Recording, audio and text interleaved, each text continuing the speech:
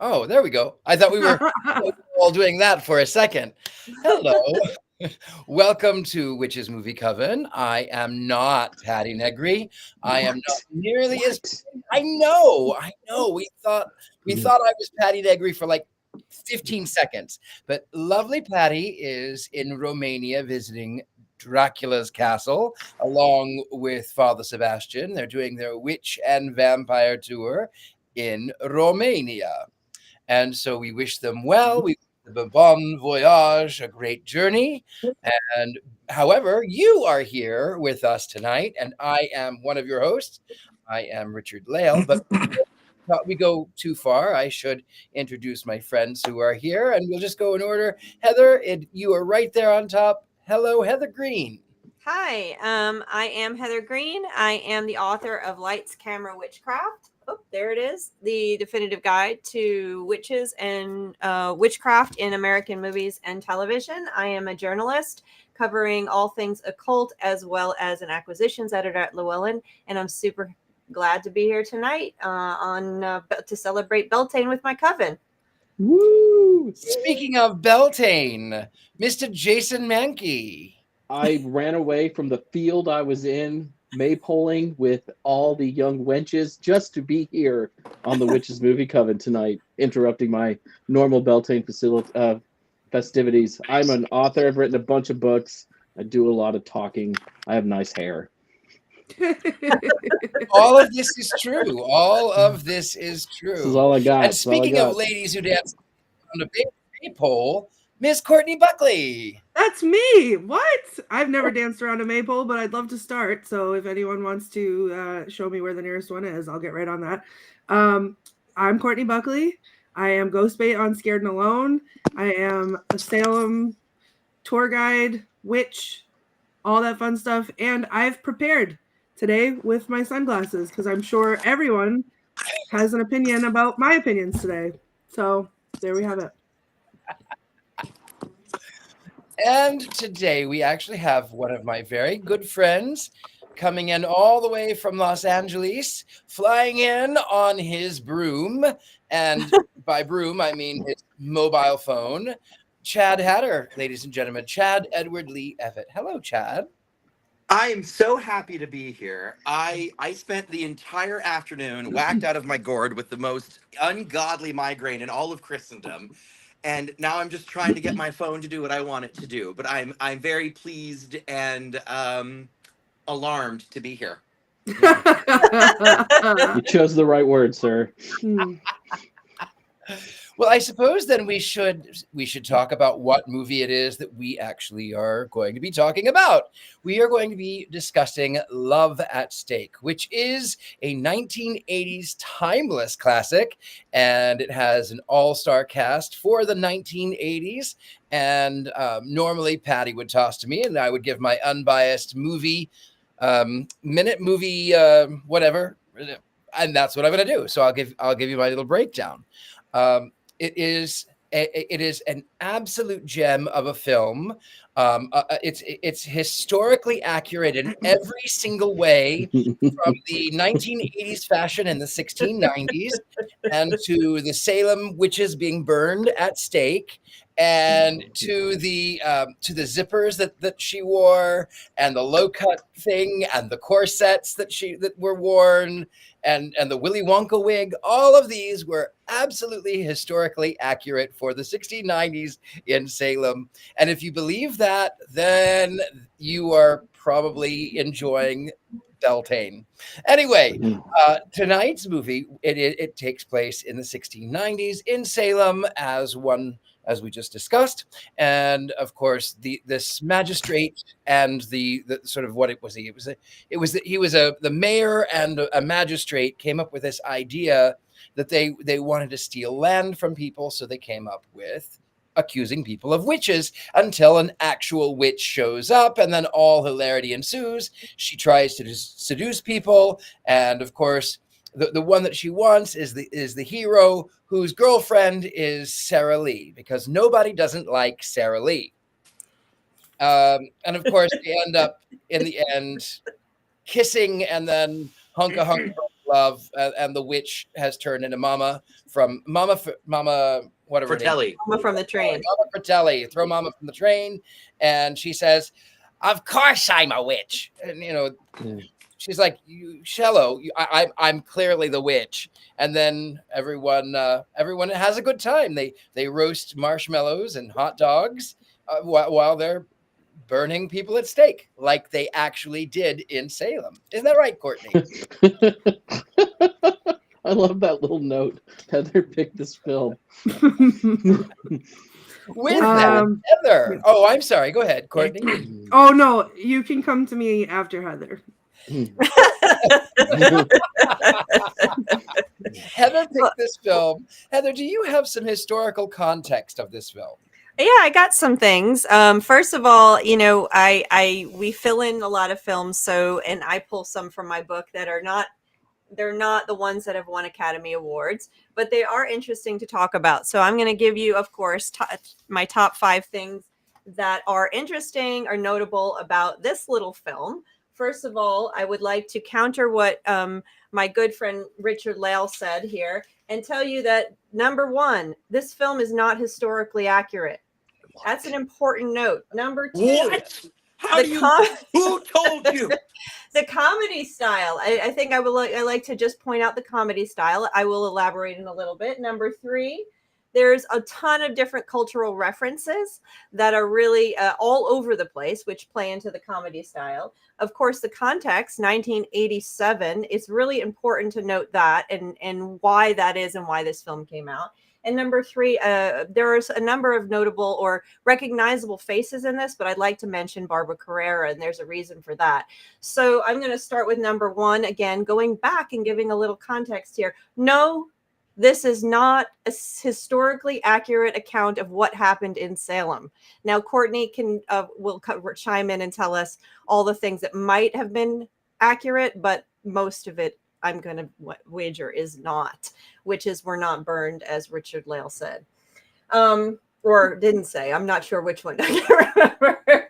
Number 2, the comedy style. We talk a lot about this comedy style in when we did the Monty Python movies, because this was really popular in the 70s and 80s. Think Mel Brooks, again, Monty Python, and Leslie Nielsen, the airplane movies. Here's Strange Brew. You have this like low combination of anachronistic, lowbrow, satire, all mixed together with number 3, a smorgasbord of cultural references. You get everything in here. I mean, this stuff comes from all over the place. There's stereotyping for all kinds of ethnicities, genders. You have Dr. Joyce Brothers show up, who is an 80s icon. You have Ella Fitzgerald mentioned. You have Stevie Wonder. You have, of course, all the Salem stuff, the witch stuff, 16th birthday. That was not an accident. And of course, Scarlet Letter. That's another one. Nathaniel Hawthorne's thrown in there. You've got a ton of it. And it's just thrown into this big soup to make this type of comedy. So that's really neat. Now, why in 1987? Getting to the year. This is number 4. 1987 was middle of the Satanic Panic for our culture, for our nation. But it was the beginning of when Hollywood started to engage with it, which is really important to note because this film is not atypical. The position it takes, the morality it takes is atypical for witch films of this era, which were much more backlash against women, witches eating children, more of the horror stuff. That starts in 1987. Witches of Eastwick is 1987. The witchcraft films start to come out in 88, 89, etc. So this was right at the beginning. So this film is engaging with the moral panic and how ridiculous it is. Okay, so that is unique for this era. We don't start to see criticism of the panic and the moral panic into the later 90s when we start to see the turnaround. But in those films, Hollywood started to really think more about what witchcraft is. We started to see the Wicca and it being a religion. It's a totally different conversation. This is just purely attacking and making fun of the panic itself, okay, and the ridiculousness of it. So that's really an interesting role this movie plays in the history of witch films. And then the last thing I want to talk about is Barbara Carrera. So you have recognizable faces. I know that Jason was really excited to see a Cassidy brother on here, being such a big fan of the Do Run, Run, Run, the Do Run, Run. Also the Hardy Boys. And I love Bob and Doug McKenzie so much. So seeing Dave Thomas was a joy. Yeah, so there's a lot of, and you have Stuart Pankin in here. You might notice him. He was a face that was frequently around during the 80s.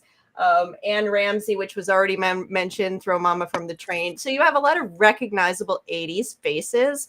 But Barbara Carrera is really interesting to me because she, this is not her only witch film. She appears twice in my book, actually. She's in Stepmom, which I believe is a 1989 movie, where she, again, is a witch. And why is that important? Because in the 1980s, and then going into the early 1990s, Hollywood loved to use women of color as witches. And so you had Barbara Carrera is from Nicaragua. She has an accent. And so there was this tie-in between women of color, especially ones with accents or had this sort of sexual allure, and they tag that with as the witch, as the evil witch or a seductress, etc. So there was sort of this othering that was going on in the 80s that this film also plays into. They use that. And so Barbara Carrera plays that role. And you can see that as Pam Grier in Something Wicked This Way Comes.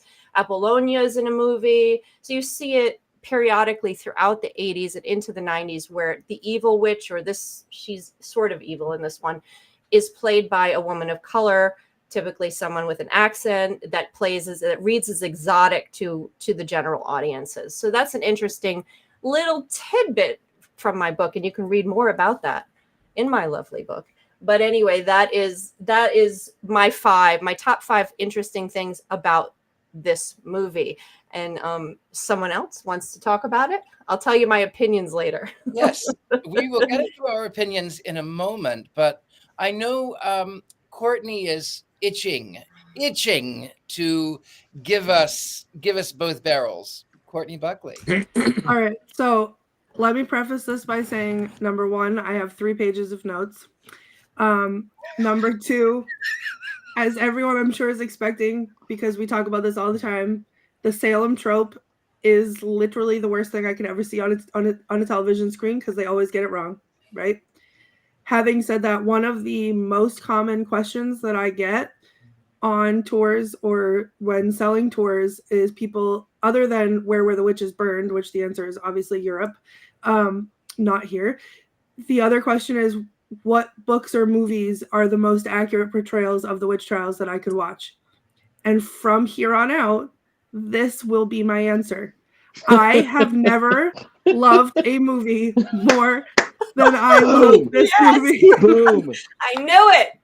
When I tell you, I was furious. It took me, this is what, an hour and a half long movie. It took me like 2.5 hours to watch it because I paused it every 4 seconds to type something. I was screaming when the judge and the mayor were plotting in the office about that they were going to accuse people of witchcraft and to steal their land. I was like, how brave, how bold to put this on film. Like, really, screaming out loud. And then just the jokes, everything. It was absolute perfection. And the whole time I was like, yeah, I could look past the burned because everything else was like, oh, yeah, accurate. Like, so accurate.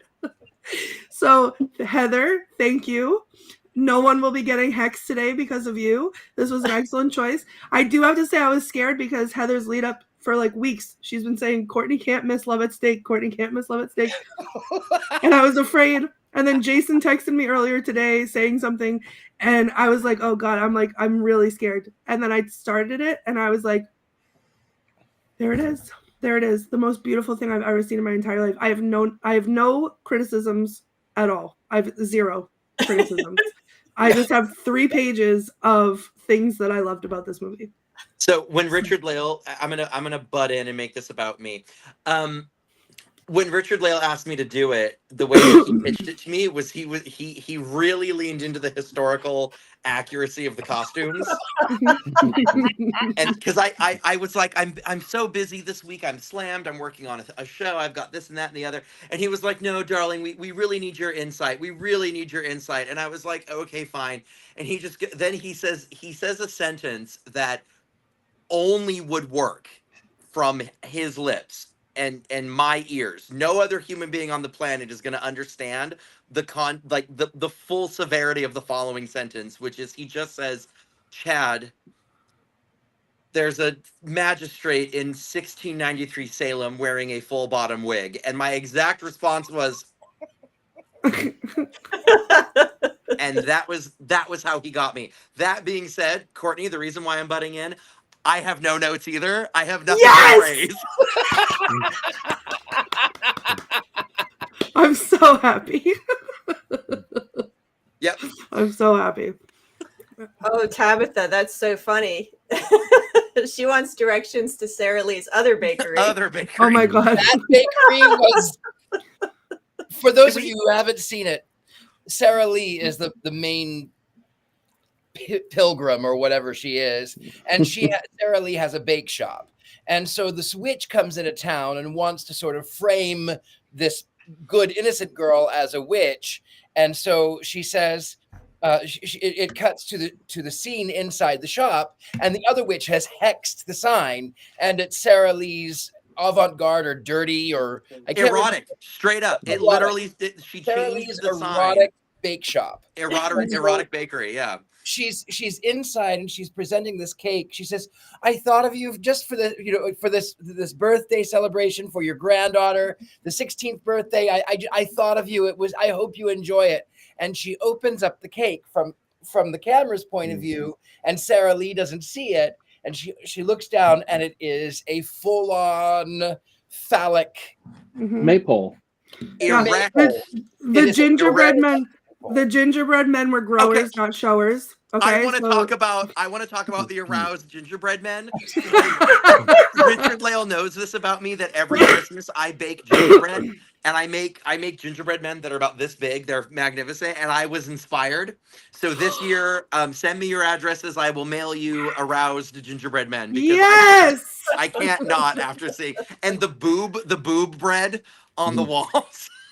It's so amazing. Boobs and butts. It's the best. I was going to say it has Jason Mankey singing boobs and butts. Boobs and butts. Oh, boobs and butts. There really weren't any butts though. There were boobs. Were there butts? They were really. It was more like only during the boobs and boobs.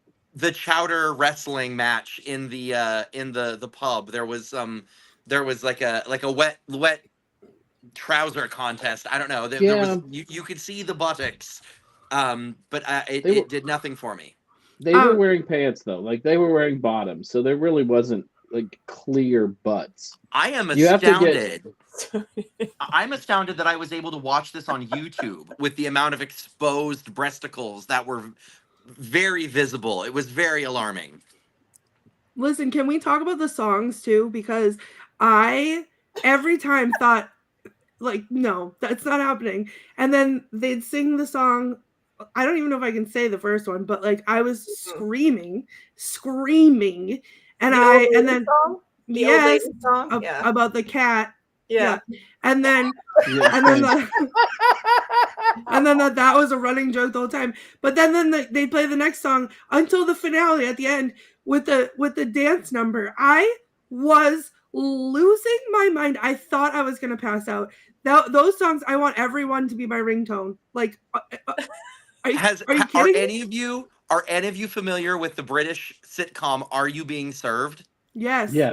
Okay, Mrs. Slocum talking about her cat, using that word. Mm-hmm. It literally felt like all of the dialogue for that woman was written by Mrs. Slocum. And the funeral scene where everyone is in their funeral attire and the camera pans back and the cat has on a little with a veil.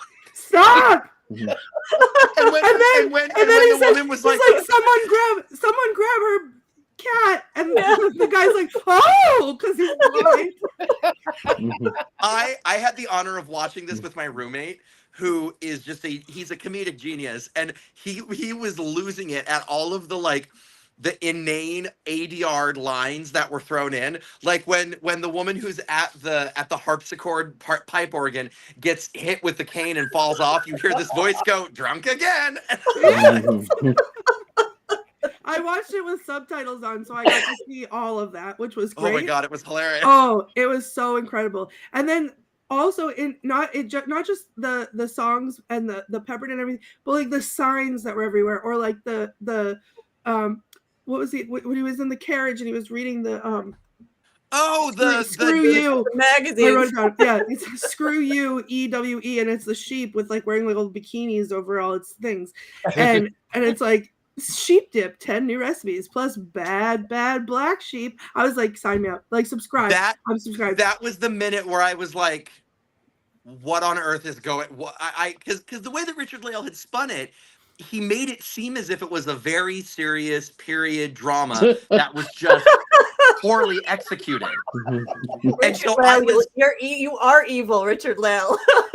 I'm literally laying on my couch in my living room, like with this migraine, and I'm like, okay, I have to watch this thing. How am I gonna suffer through it? So I made an entire pizza, which I ate all of, by the way, and a pot of tea. And 5 minutes in, and I was bolt upright. My migraine was gone, and I was on the edge of the couch, just plotting things to buy Richard-Lael as a gift for roping me into this, because it was so.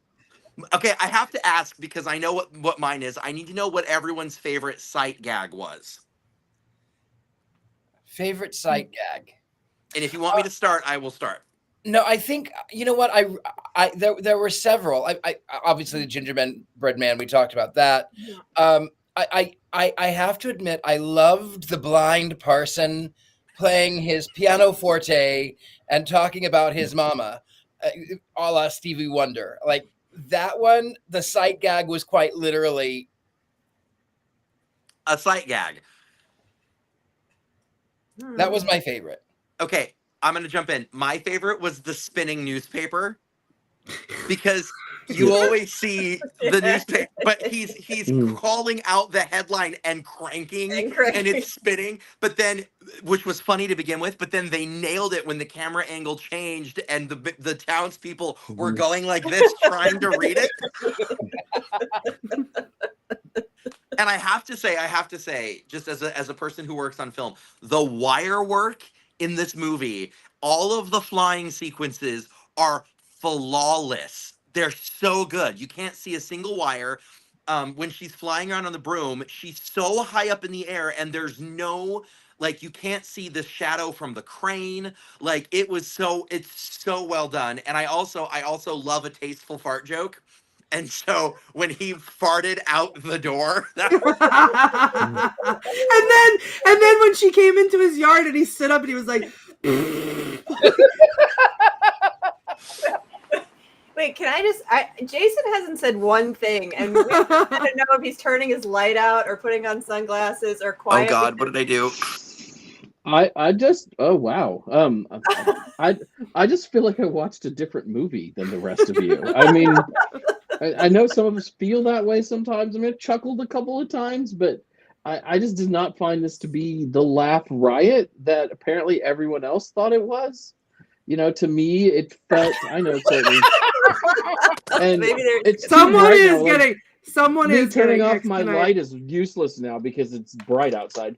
But you know, it's like I felt like it was just sort of a parody of better, smarter movies that I liked at the time, like Airplane, National Lampoon's Vacation, Naked Gun. Obviously, there's some Blazing Saddles, but it just kind of had that 80s movie feel.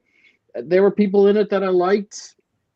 You know, I chuckled a few times. Maybe we just all have different taste in film. Right. I'm trying really hard to be nice. Now that Jason has gotten his irrelevant opinion out of the way, if I may.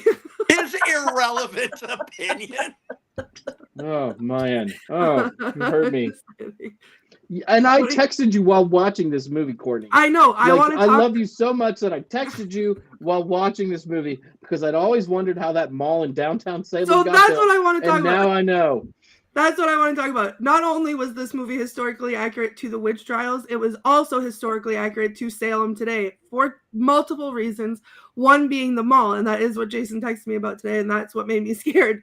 But the fact that the scariest thing that's in Salem today is the mall, specifically the mall bathrooms, and that this was, we talk about it all the time. People ask us, where's the closest public restroom? And we'll be like, the mall, but don't do it. And because it's horrifying in there. But the fact that that was in here, like that they were plotting out like the takeover of the town and included the mall, I thought I was going to pass out. I literally thought I was going to pass out. Then, sorry, go ahead. Well, I was just going to say, the second thing is, as I'm watching them roast the like hot dogs, like at the burning, and like it's like a little carnival, like when they're just burning people and whipping people. I was like, wow, it's October. It's October in Salem, right there on the screen. And it was just very for a hot second, I was like, wow, this feels very deep. Like the rest of the movie didn't. The rest of the movie felt very silly, but this part hit me in such a way that I was like, this is pretty deep. Jason, I see you in the comments. Stop talking. Wow. I can't see anything from all of the shade that Jason is casting. First of all, Courtney, you have to remember in 1987 it was big mall time. Everybody was going to malls in 87. So they of course were going to put in a mall. It wasn't scary or shady back then. That was the thing to do, as they pointed out, all the teenagers. I mean, that's where you went in the 80s when your parents dropped you off if you were old enough, or they took you, and if you were old enough, you spent the day walking around a mall. I grew up in New Jersey by Paramus, which had 5 malls all on top of each other. So it was which mall. It wasn't even just the mall. It was which mall are you going to? So that's true to the times. Very, very 80s. Very 80s. I wanted to point out something someone said earlier about how comedies sometimes can get through messages that drama can't. And I've said that a number of times before, like Bewitched and Addams Family are 2 of those that I point out always as doing that. And the actual producers of Bewitched said that's why they did Bewitched. And I think that this is what you have here. And, whether you laughed once or you laughed throughout the whole time, I think you're seeing that satire, that commentary directly on the satanic panic, which was emerging into infiltrating everything by 1987, and people were really like, "What the heck is this?" It hadn't reached into the fever pitch it gets into the 90s where you start to see it, but I think that this is making a lot of it. I mean, when Dr. Joyce Brothers comes out and gives her opinion, that was when I was like, I just laugh every time. I've seen this movie.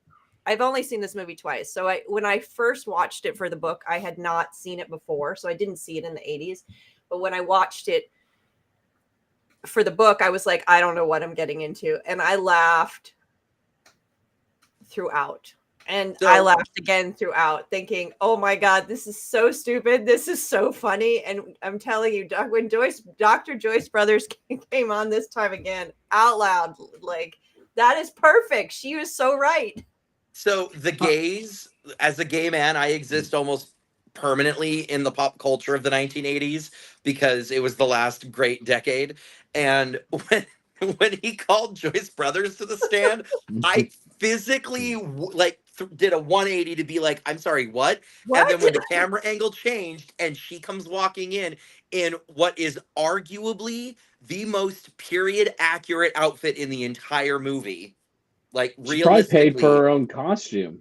Down to the gloves she had the inset frogging on her collar that you could tell was all hand done because the knots were all uneven, and she had it was fabulous. She looked absolutely, I nearly lost my ham. I was screaming so loudly.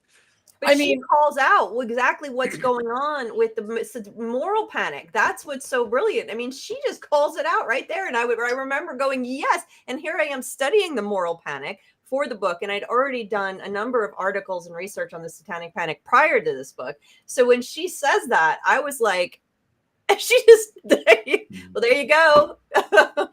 Done. It was brilliant. It was brilliant.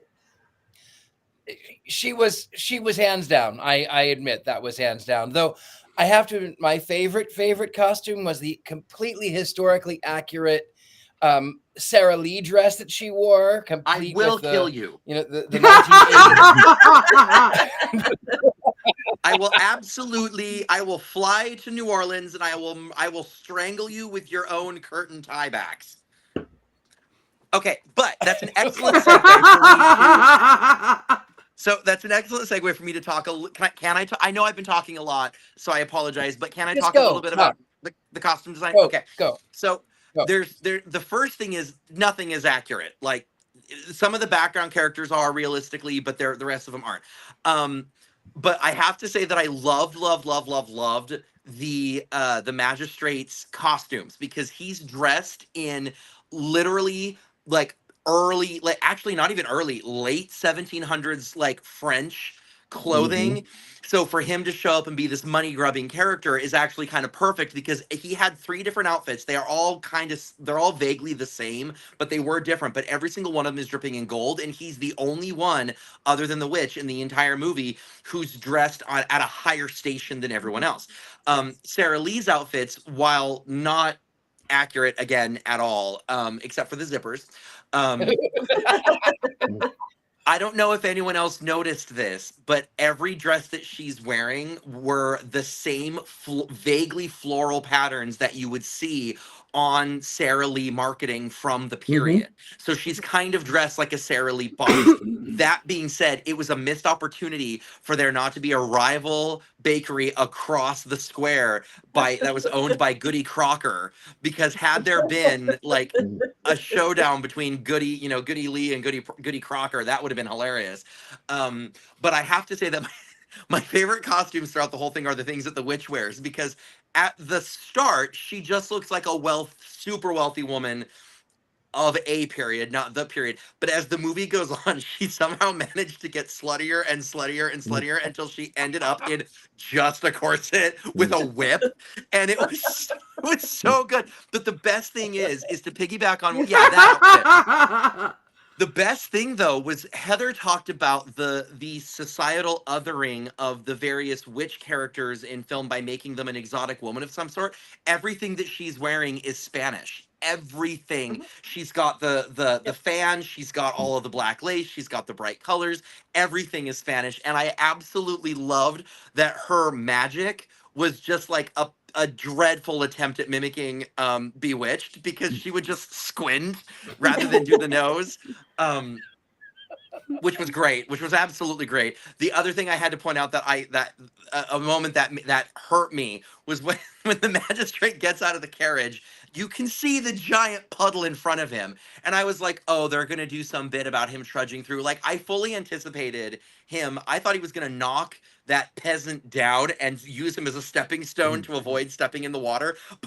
But when he stepped in and was submerged up to his chin in muddy water in metallic gold brocade, it caused me internal bleeding, because that costume was so lovely and it was just trashed. Those are our potholes here in Massachusetts. So, I don't know.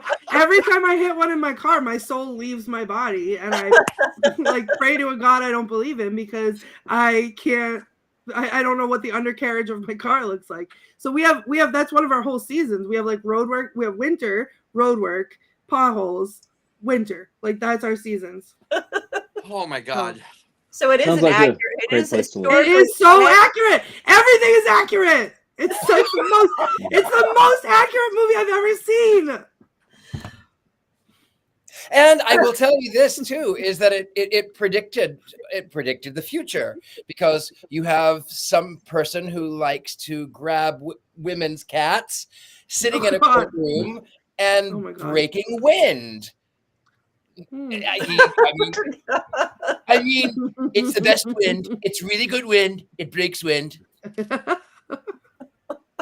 They said it was going to be a witch trial. I said we had the best. They're so good because these witches are not good people. Okay? We didn't have any of them. We had lots of witches. Bravo.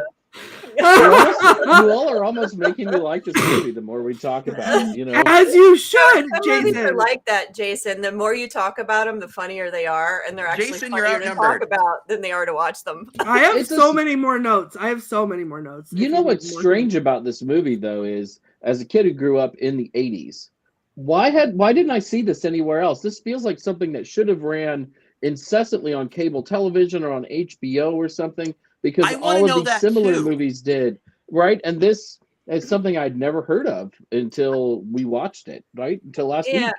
And I hadn't either, and I think several reasons. One, it was a big. I mean, it was TriStar. It was distributed by MGM, so Yeah. it wasn't a backwater film, a low budge film at all, which you can see. But my suspicion is that it was very unsuccessful, and it also, the content would not have been as easily accepted at that time on cable television, even though cable television was what it was. So I think the combination of the two kind of dropped it. And maybe it did appear for some time and we just didn't realize it because we weren't of the age where we would have watched this film. It wouldn't have attracted us Oh, necessarily. it would have attracted me. I watched all those movies back then. My parents don't know. didn't care what we watched. I did not know about it at the time either. And so I would have to go back to production notes to figure out what exactly happened to it. But it's clearly not, it didn't reach airplane status, you know, which Airplane, I must have watched that movie 1,000 times over and over and over. But no. I mean, that witch is a witch that I would have wanted to watch as a 12-year-old boy. There's no question about that. And Kelly Preston is not hard on the eyes either. Can we talk about Mr. Cassidy, though? Because he not only could get it, but I looked him up. He could still get it very easily. He was in a lot of Broadway stuff, too. So you're saying there's a chance. Oh, my God. There's always a chance. He is. I will tell you, he looked like. Well, I can't say Delicious. the word. He looked delicious. He looked delicious, but I'm going to tell you. I won't say the word, but it was a cornucopia. You know, some of the things that you would watch when you are wanting pleasure, like pornography. I don't know. Okay. Usually we have the drums ready for Richard. Yeah, right. Maybe not that one. Maybe not. Yeah. That was a dreadful pun. Well, that's because he took my breath away. I was so busy drooling that my mind went, and I had to say something, you know. It's because you can cut diamonds on his jawline. My God. Wow. So let me just jump in here. If you guys like this and you like this type of comedy, there's another one that came out right around this time. It's called 4 Rooms.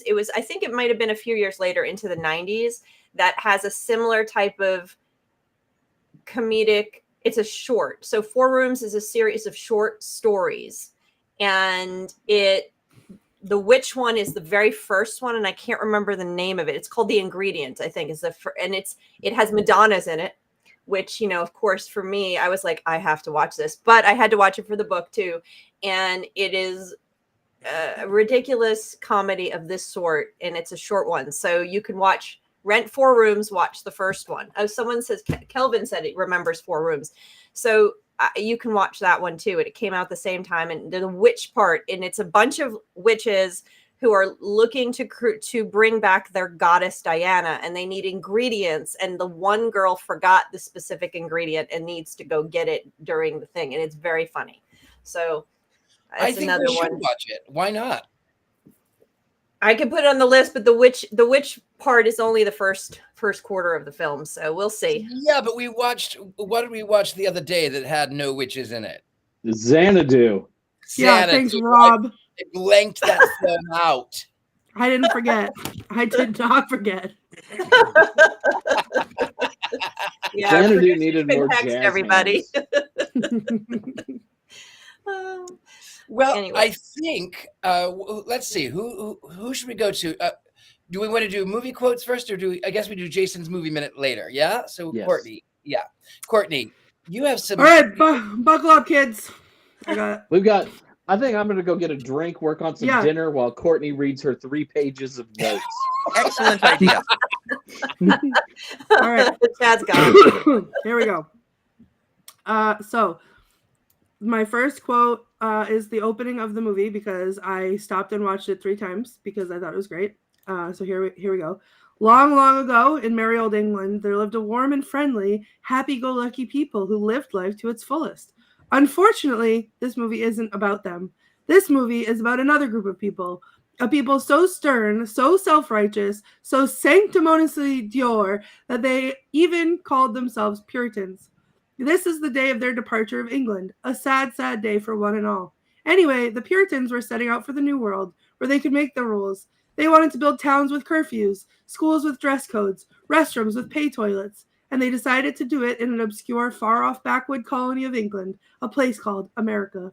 And I thought that was just everything. Everything. My next quote is from when Sarah and what's-his-face were reuniting. And he tries to, like, kiss her, and she's like, stop, somebody will see. And he's like, so? And she says, they passed a city ordinance while you were gone that strictly forbids public displays of affection. And he says, a law against kissing? You're kidding. And she goes, no, Miles, I'm not. No kissing, no touching, no looking directly into the eyes of a member of the opposite sex, no bathing. And he says, you can't take a bath? And she said, not if you're naked. And if that wasn't the most Puritan thing I've ever heard in my life. Then I wrote down the bit about the Screw You magazine.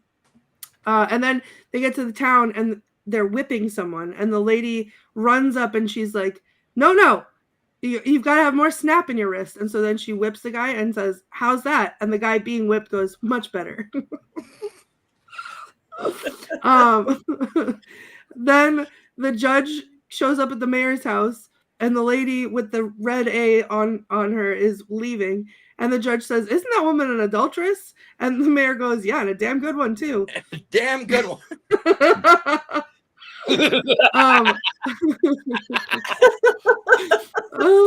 And then, oh my God, probably my favorite line in the whole movie is when the judge and the mayor are coming up with their plan, and the judge is like, my friend, we are going to stir up a witch frenzy, accuse innocent people of consorting with the devil, give them a quick mock trial, mercilessly burn them at the stake, and then confiscate all their land. And the mayor says, is that legal? And the judge goes, yes. Yes. That's very good. Then I wrote down the Cat is a Man's Best Friend song, Are You Joking? And then after she's done singing that song, Miles says, how are you today? And she says, oh, I'm glad you asked. I had the most wonderful enema this morning. At first, I thought nothing was happening, and then a low rumble started. Anyway, I felt this whooshing, and he's like, and I'm going in the kitchen. Bye. Hello. Okay, but the best part about that quote is the look of horror that, like, his face, like, because he's like, how are you? And then she starts talking, and he's like, because he knows he's trapped. It's so good. I'm going to use that the next time a Jehovah's Witness comes to my door. Oh, I have some tips for you about that. When Miles is doing the wood chopping, and then the witch comes up, and then she lifts her skirt up, and the welcome stranger tattoo. Like, okay, I'm getting that. Then the lady in the wheelchair says, child's play is the devil's workshop, which I like that too. Then we have the Madame Dong's House of Rubbers, which was great. Oh wait, no, I lied. This is my favorite line. I had to pause the movie here, scream, laugh, cry, throw up, come back, and then I was like, I'm obsessed with this movie.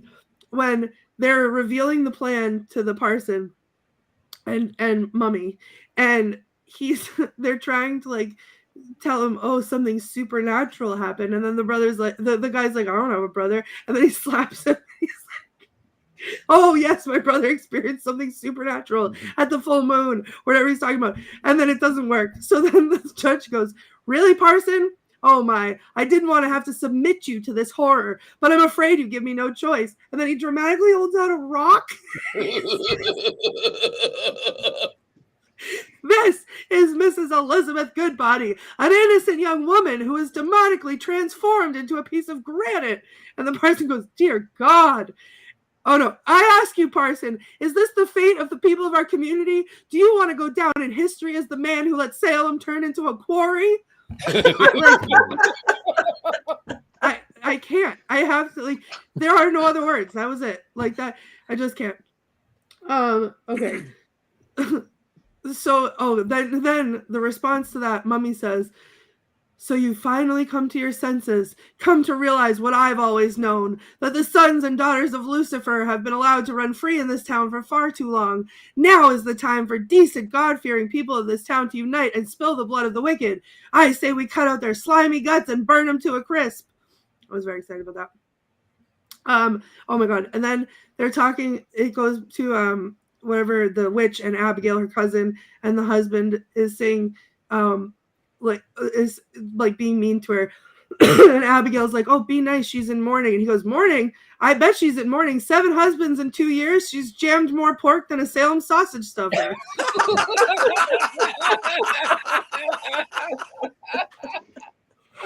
Sausage stuffer. I can't. I just we need t-shirts of all of these.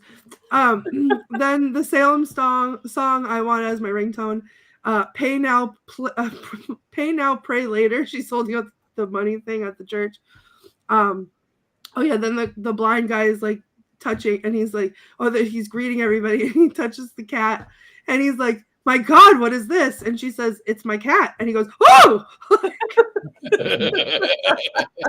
Okay. Then I wrote the farting in church and people are gagging. I am crying. And then it pans over to the guy with the horns and the tail. That's sitting in church.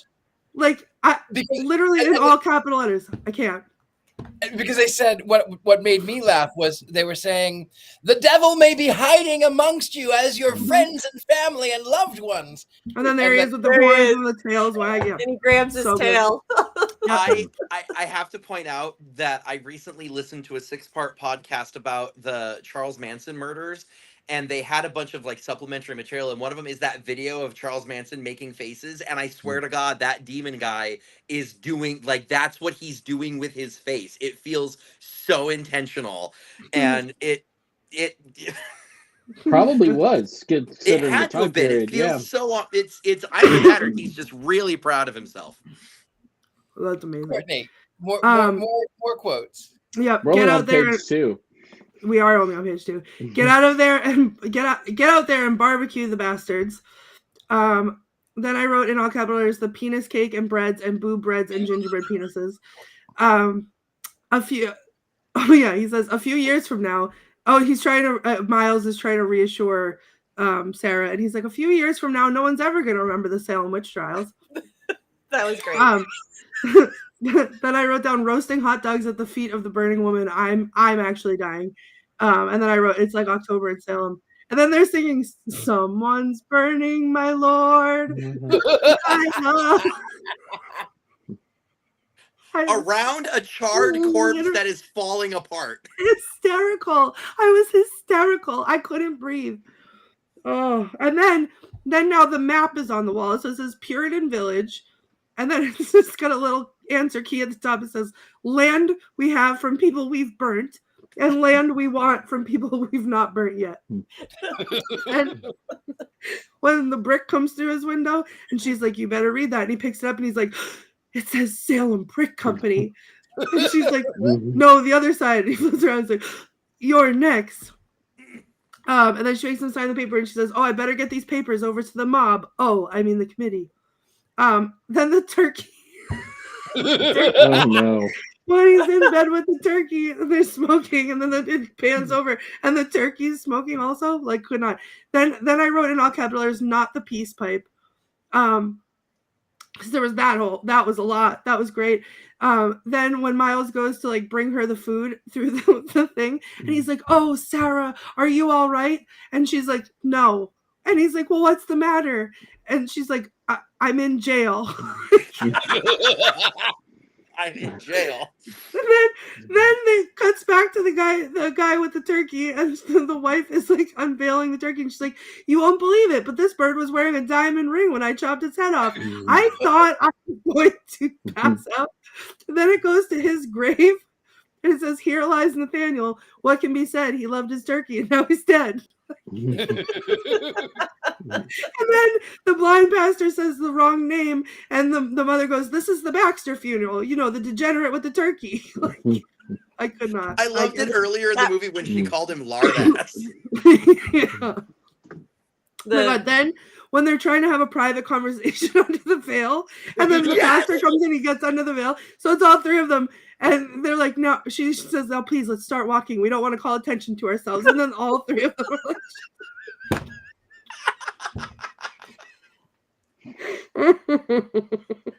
Oh my God. I'm going to watch it again tonight. Courtney, the jokes are better when you tell them. Like, that's the truth. This is better than watching the film. Just listen to Courtney recite bits of this film and just hear what she's excited about. It's better than this movie. This movie is great. I don't know what you're talking about. Okay. I forget what this one was, but she says, "Oh yes, Abigail, everything." When she was in the corset with the whip, and then Abigail comes in, she's still in the corset with the whip, and Abigail's like, "Is everything all right?" And she's like, "Oh yes, Abigail, everything's fine. I was just reading the Bible."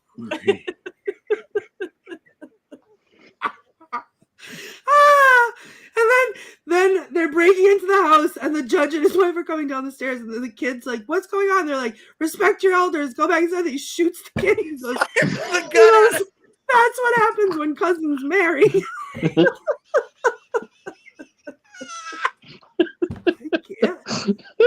I loved it earlier. Speaking of the guns, I have so to much this out. better than the movie that I watched. I loved it earlier in the movie when the sheriff took his gun out to silence everyone, and after he fired it, he goes, "Good thing I had my bullet on me." Just the one bullet.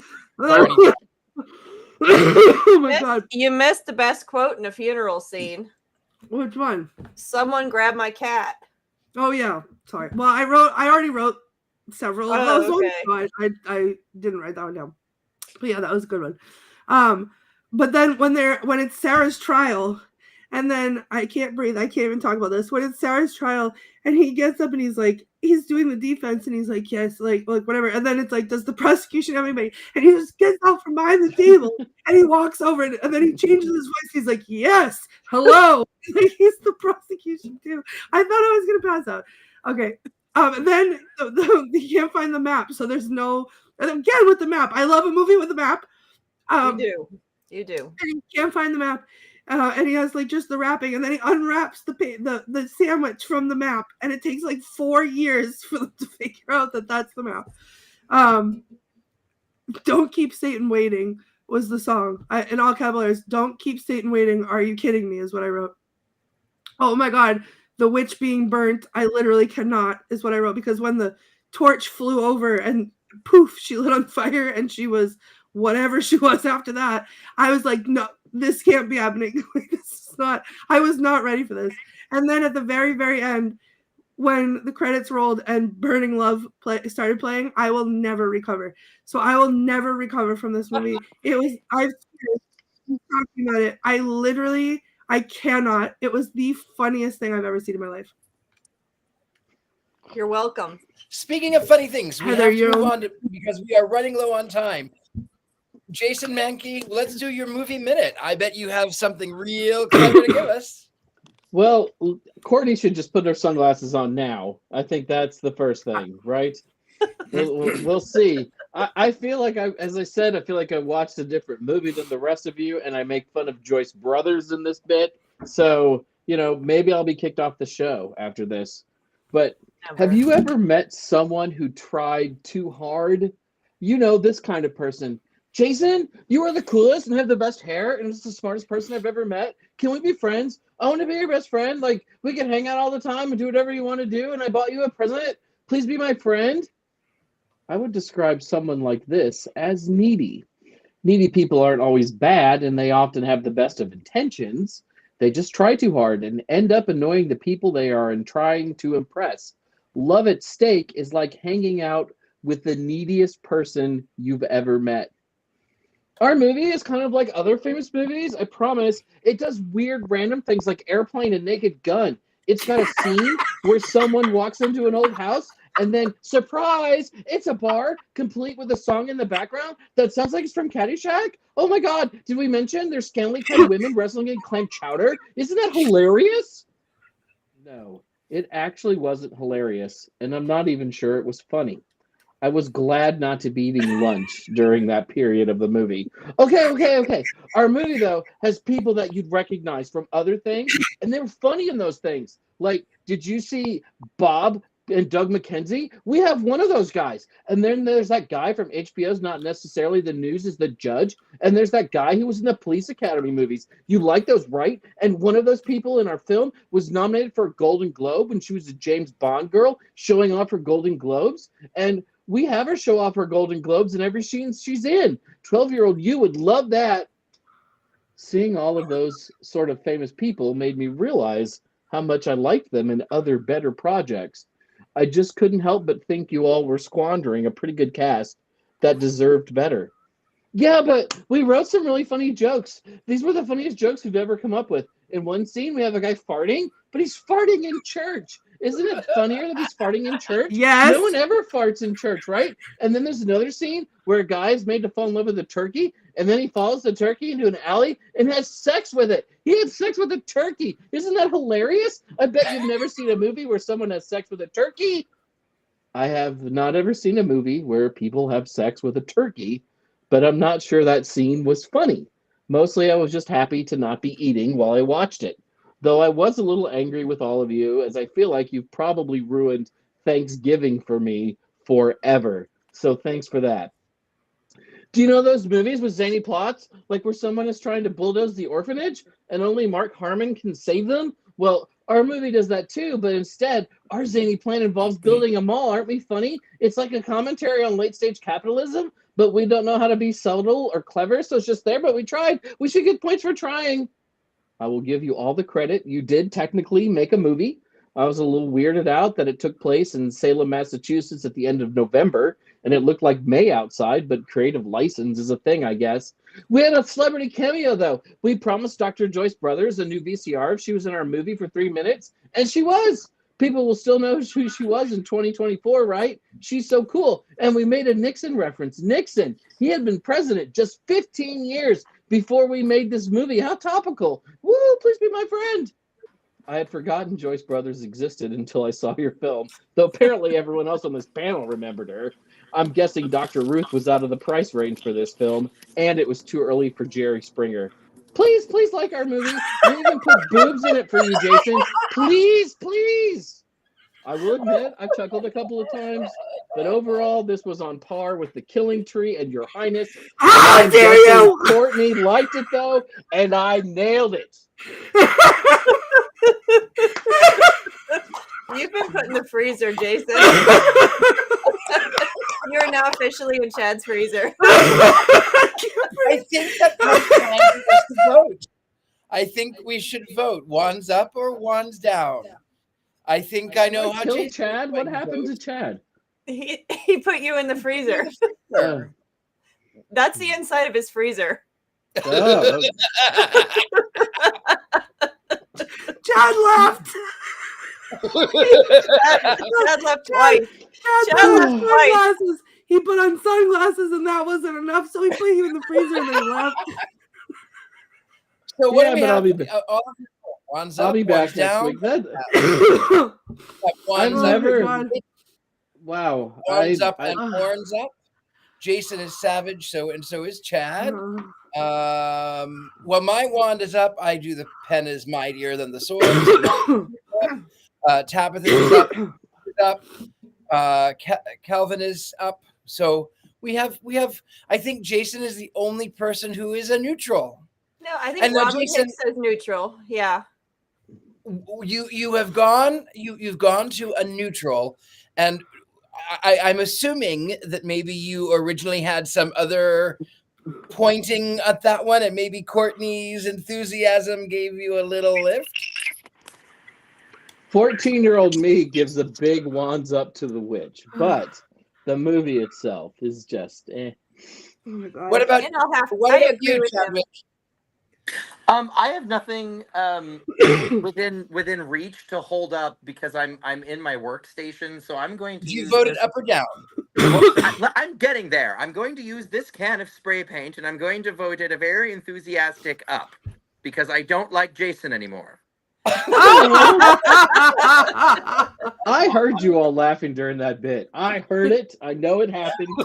Well, we were laughing because at some point everyone's light went out and Chad just walked away. Hey, I am glad to bring emotion to this show. I'll take it.